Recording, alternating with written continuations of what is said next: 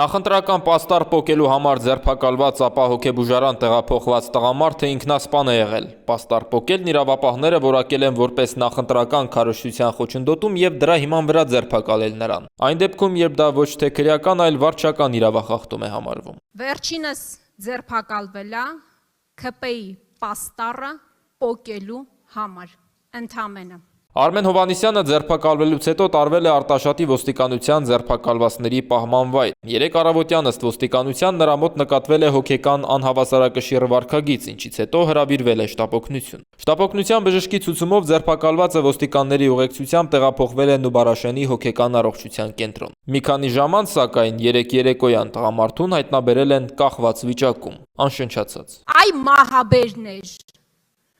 որ ասում ենք ձեր ամեն մի օրը մնալու մահա, ողբերգությունա, հայրենիքի կորուստա, ասում են ընդդիմադիրները բայղուշություն են անում։ Դո այ բայղուշներ,